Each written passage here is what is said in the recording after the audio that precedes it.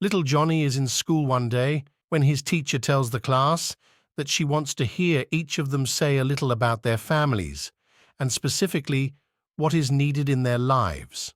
The first student is a little girl. She stands up and says, "My family is mostly happy, but what we really need is a bit more money. My dad leaves for work before I am even awake, and he works hard until late at night to put food on the table. Money is needed in my family. More time with my dad is needed."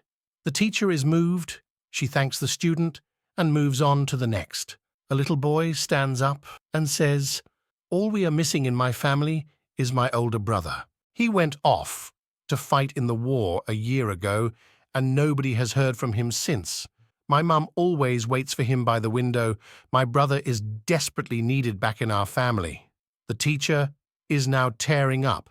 She thanks the little boy and moves on to the next student, eventually making their way around the classroom, with one heartfelt response after another. Finally, they come to the last student, little Johnny. The teacher has come to expect antics from him, but gives him a chance. "Little Johnny, what about you? What is something needed by your family?"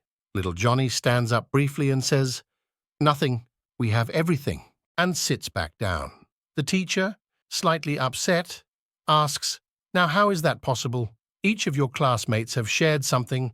How can you be so sure that your family doesn't need a thing?" Little Johnny stands back up and says, "Well, I was watching TV with my parents late last night when my sister came home crying. She said, 'Dad, please don't be mad at me, but I am pregnant.' My dad, disappointingly, slapped his knee and said, 'Damn it, that's all we needed.'" Trump is visiting a class in an elementary school where they are talking about words and meanings. The teacher asked Trump if he would like to lead the class in a discussion of the word tragedy. So he asked the class for an example of a tragedy.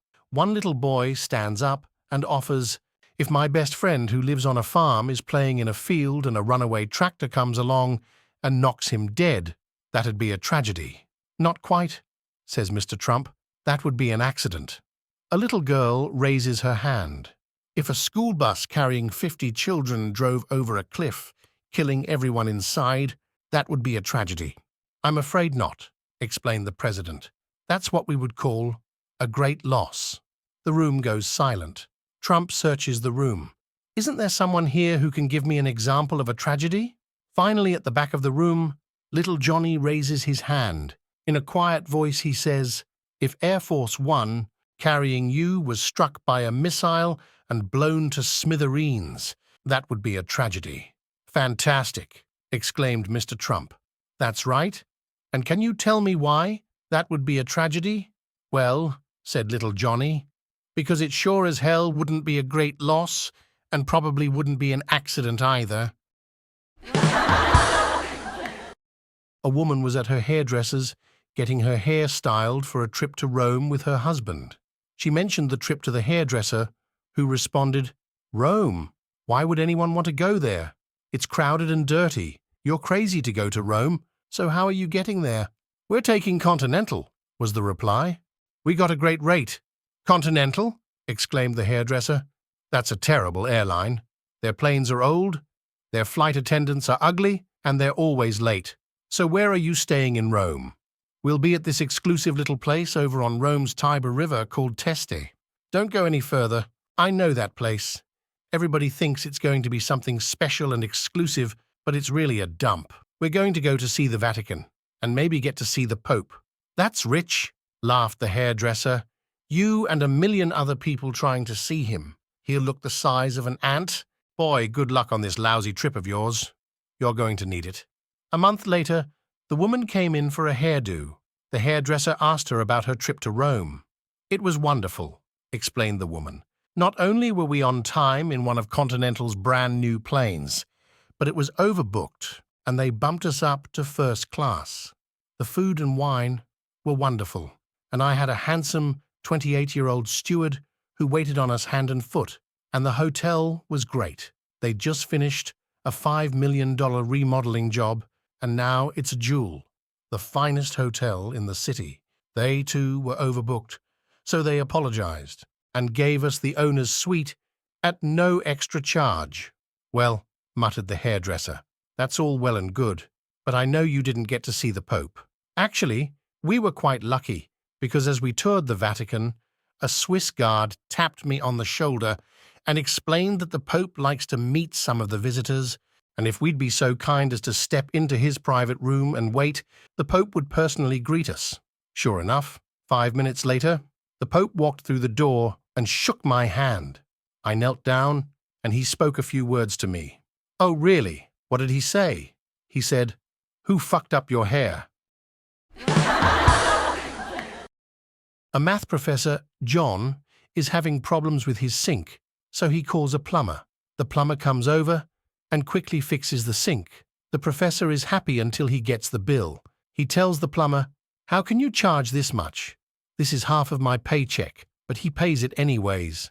The plumber tells him, "Hey, we are looking for more plumbers. You could become a plumber and triple your salary. Just make sure you say you only made it to 6th grade. They don't like educated people." The professor takes him up on the offer and becomes a plumber. His salary triples, and he doesn't have to work nearly as hard. But the company makes an announcement that all of their plumbers must get a 7th grade education, so they all go to night school. On the first day of night school, they all attend math class. The teacher wants to gauge the class, so he asks John, "What is the formula for the area of a circle?" John walks up to the board and is about to write the formula when he realizes he has forgotten it. So he begins to attempt to derive the formula, filling the board with complicated mathematics. He ends up figuring out it is negative pi times radius squared. He thinks the minus doesn't belong, so he starts over, but again, he comes up with the same equation. After staring at the board for a minute, he looks out at the other plumbers and sees that they are all whispering, "Switch the limits on the integral." Little Johnny catches his teacher sleeping in class. Little Johnny asks, "Teacher, are you sleeping in class?" "No, I'm not sleeping in class, young man," his teacher replies. "Then what are you doing?" asks little Johnny. "I was talking to God," replies his teacher. The next day, little Johnny falls asleep in class. The same teacher walks up to him and says, "Young man, are you sleeping in my class?" Little Johnny says, "No, madam, I am not sleeping." Angrily, his teacher asks, "Then what were you doing?" Little Johnny answers, "I was talking to God." "Oh, and just what did he say?" challenged his teacher. Little Johnny replies, "God said he never spoke to you yesterday."